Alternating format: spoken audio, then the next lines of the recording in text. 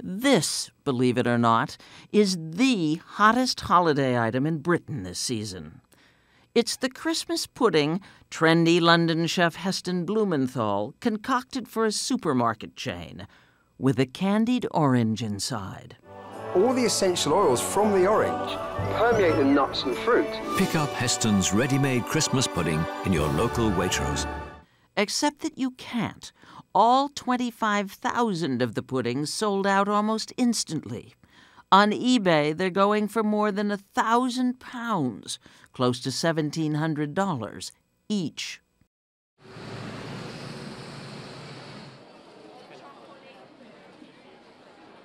All of which goes to show the difference between the British love for Christmas pudding and the American loathing for its cousin, fruitcake.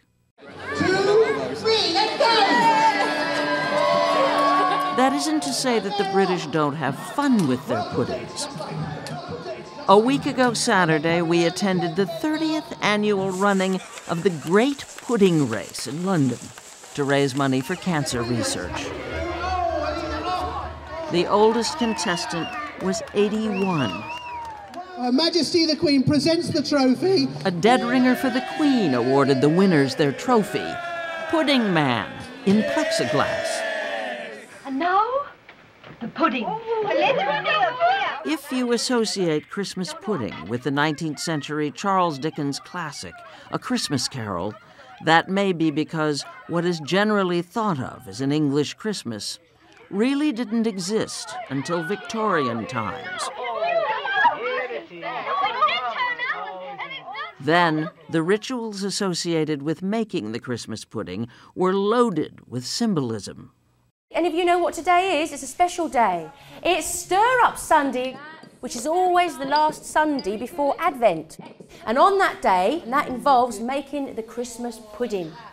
Stir Up Sunday fell on November 21st this year and was observed at Gunnersbury Park Museum, west of London.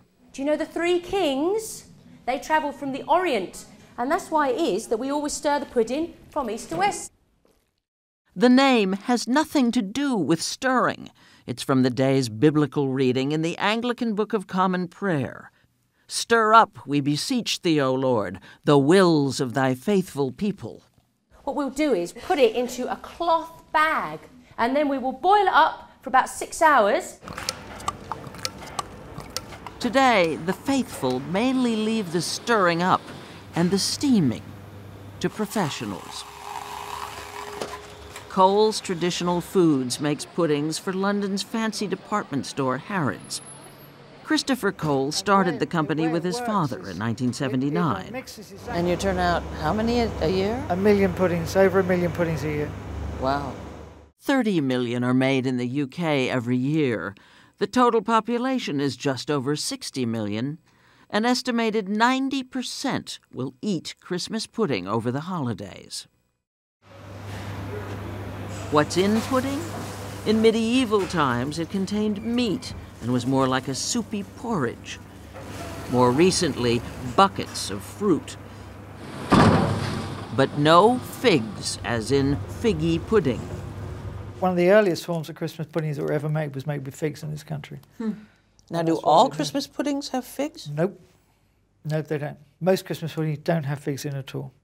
What most Christmas puddings do have is an abundance of alcohol, which may be an important clue to their popularity. In the case of the first pudding that we ever produced, which is this one, it's made with all beer. We make this one with brandy port and walnuts. Yeah. We make this one, which is made with champagne and brandy. Good, good. We have another one made with rub and double cream. For me, the sort of magic elixir is sherry. There's no one Cookbook writer and Food Network star Nigella Lawson prefers sherry.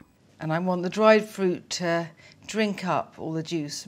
Lawson makes what we'll call pudding for procrastinators. I've never seen anybody do that before. My mother chopped everything with scissors. Her recipe, from start to steamer, can be mixed up in minutes. And just put the water to here and let it boil away very merrily. She disdains the moral superiority of pudding purists who dutifully make theirs weeks in advance. I'm always doing it slightly at the last minute, but actually it doesn't matter. Does it taste different if you do it at the last minute?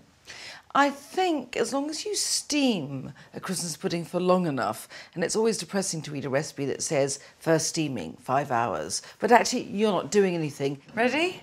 There's the old saying, the proof of the pudding is in the eating. Voila. But a pretty high proof is being poured on it. So maybe it's in the flaming. I have a fire extinguisher there. I'm convinced that the real reason why the English like Christmas puddings is the flaming, because it brings out the pyromaniac in people. Well, you're right. Wow. There we are. My mother would come in and just bear it aloft like that, triumphantly. We'd all clap. Okay. Thank you.